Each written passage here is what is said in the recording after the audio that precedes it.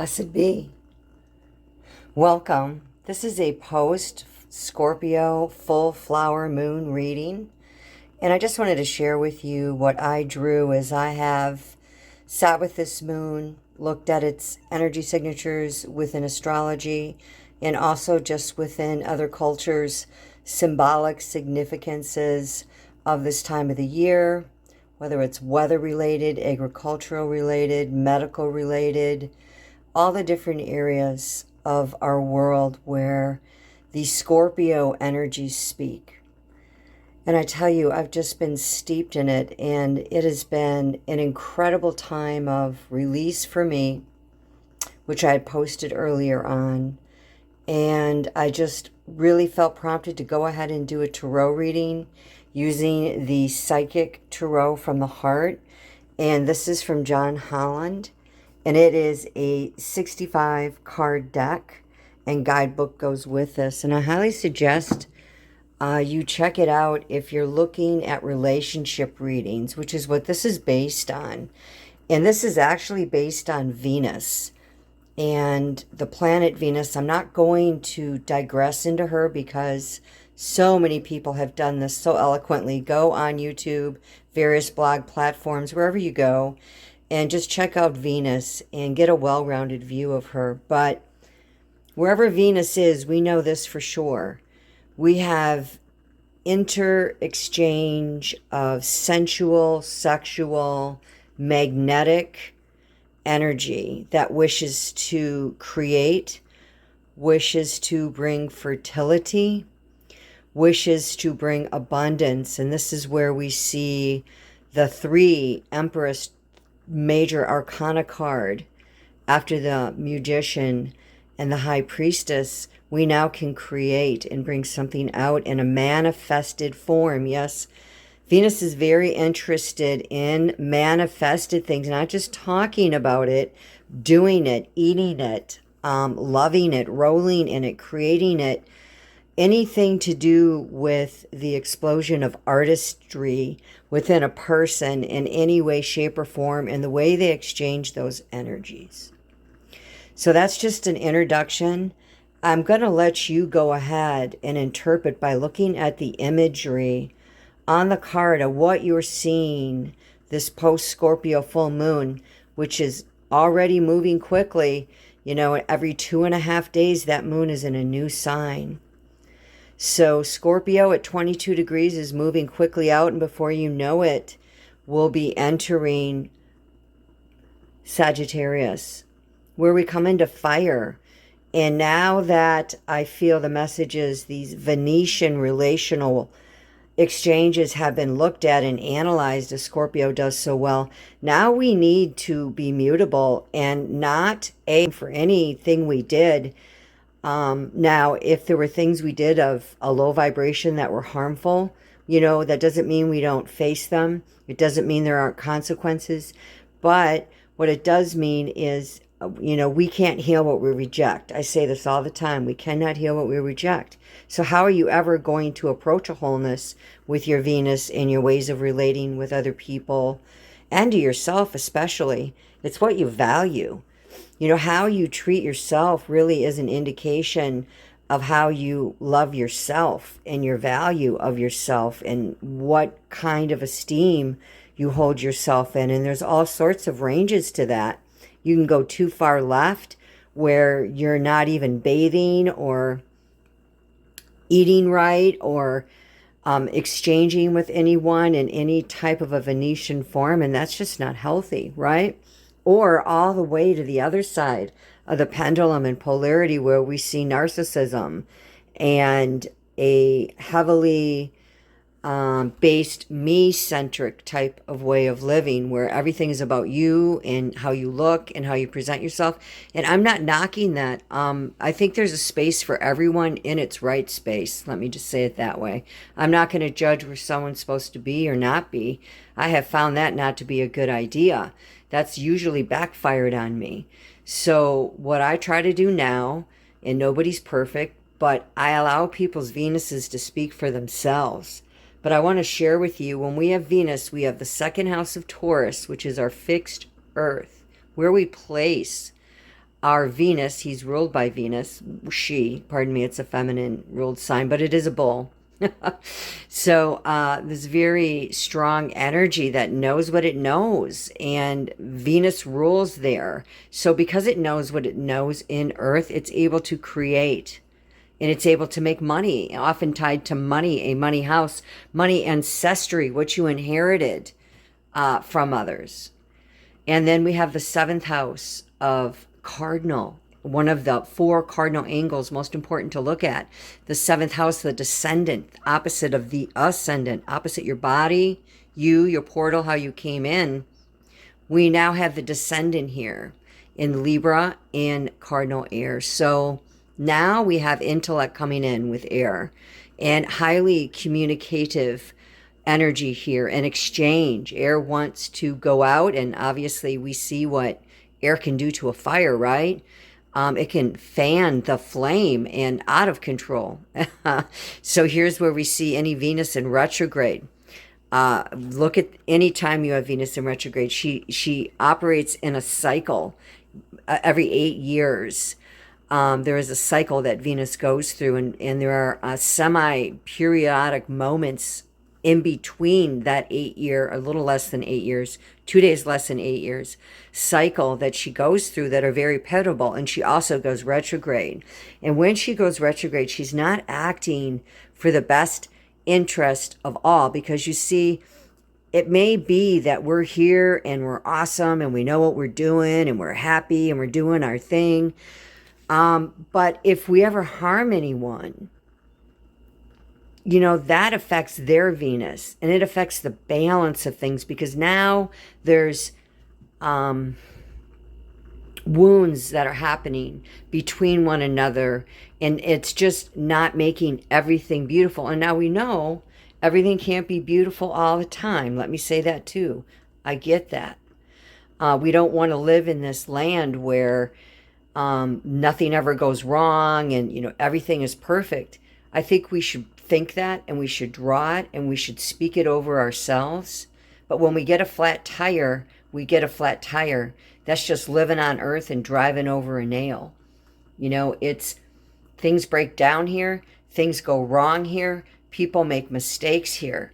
And it's not an easy place to be, but it's also a glorious place to be with Venus, because Venus knows the way to earthly maneuver those energies. Whereas Neptune, the higher octave in Pisces of Venus, knows how to operate in them spiritually. As above, so below. As within, so without. As my soul, so the universe. Okay, so let me show you the first card that came out very, very strongly from the Psychic Tarot for the Heart deck was the signifier. 3 cards wanted to come forth. And the first one was the number 8, and it is helpless and hopeless. My goodness, very challenging card, and it is a air card. So this card 8, it's really interesting because the 8th sign of the zodiac is Scorpio, and this is an 8th house moon, excuse me. So here we go, 8 comes out of the gate. So yes, this can be the house where we're looking at past and decisions, and our back is to the world. And it's a time to go in. We're not facing, we're going in, and that's exactly what this moon called for. And you see there's 2 mountains that face this person, one on the left and one on the right, and this is a choice maker card. This is like almost to a 9, where it will be the final number, and you really need to start again, because 10 reduces to a 1, and there's no playing with those ones. So he has a choice to be made, and that is what's coming forth with this Venus. And look at how this looks so Venetian. The yellow golden sun between the mountains, and the orange representing that sacral chakra, which at our moon circle this month, I talked about the sacral chakra. I was even wearing an orange love shirt to ground that sacral energy, which of course is the second chakra, where the genitals are, where the ovaries are, where the vagina is, where everything is mixed together in an alchemical way to create a baby. And so even though this person has his back turned against us, it is showing him the way. And this person now realizes, I have to make a choice. I can't go back. I have to take a different route, thus changing what's behind him, right? Right. So, number 8, look into that, everything that 8 means. The next card that came forth was the third eye chakra. So another chakra standing forth here really tall. And of course, this is the one between, called the brow between our eyebrows, right in the middle of our forehead, just a little bit lower. And this is where if we go and close our eyes and simply even take just 3 slow, deep breaths, at that 4th measurement, we can be at a place of receptivity. It really only takes about 17 seconds, and you will land there. And where that place is a place where now you're connected to the crown chakra, which is the next one up, because you've opened it through that meditation. And it's able to come down into your third eye. And that is right where your brain is. You see the front center of your brain, and you're able to incorporate it down the Kundalini energy into the throat, the heart, solar plexus, sacral, root to only go back up and out. And that is pure raw creativity. It starts here though. So it's saying you need to come from the right space. And that space isn't what anyone's telling you how it should be. That space is when you go in on your own and activate that third eye chakra. It's number 6, which is the Lover's card in the Major Arcana deck, where the masculine and the feminine have learned to intertwine. Very important. 6 also in the tarot, I see the 6 of Wands, where the man on the horse is mounted and he's in a place of prominence. He's gone past those 5s, which we know are so challenging, and he's in a place of prominence, and he's able to give and be generous. And he's got a banner that's being carried as well. Look at all the 6s. The next card to come out was number 4, which ironically reduces the degree of this moon that it reduced to was 22 degrees, was a 4. And I talked a lot about 4. And in my moon video I posted on this moon, I talked about a table and 4 legs and how stability was coming forth very strongly in this moon. So here it is again. And incidentally, if this is the signifier and you take these 2 cards, you have 10, which reduces to a 1. And it's a new beginning. And that is exactly what needs to happen in this card. And the place to go with that helpless and hopelessness, really, you know the way. You know the way. You've always known the way. It's like the Wizard of Oz and the ruby slippers. And she clicks them 3 times. She knows the way. She always has. You just needed to be shown. And the only way you're going to really be shown is to shut everything out and learn to sit in a disciplined manner. And then Venus will come forth from you, and her bounty will be seen in your daily actions. I'm telling you, this just happens. Okay, last card that I pulled is from the Whispering Woods deck that I've really been enjoying. And this is Enchanting Scenes from the Forest by Jessica Lee. And I just love this deck. It's so cute. And it was Joy. Can you believe it? Joy again, a second. So it's joy. I have to see this here. Spread seeds of joy like a wild flower, and no doubt you will revel in the result. Okay, so going back to this moon messages, it's a lot about exchange and shedding and redoing something, and the way your behaviors, the shedding and like saying, no, I can't do this. I can't do this. So you shed it so you don't redo. I should say it that way. You shed it so you don't redo it. You get rid of it. And then we replace it, right? We talked about replacing it. You can't leave it empty.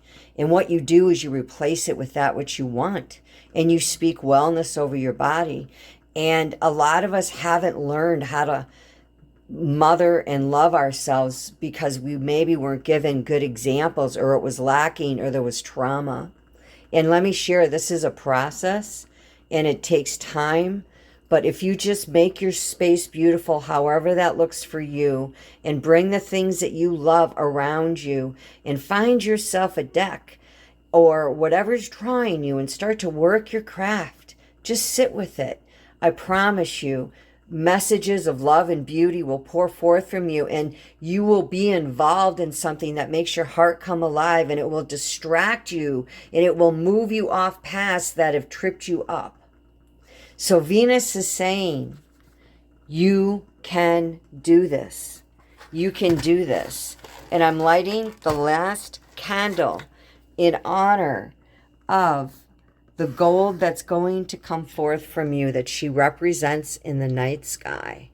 And I'm going to let it burn today until she goes out. Thank you for joining me. I hope that that was helpful to you. You've got this. Go in to go out. Balance and center, number 4, coming through strong. Joy and stability, third eye chakra. Blessed be.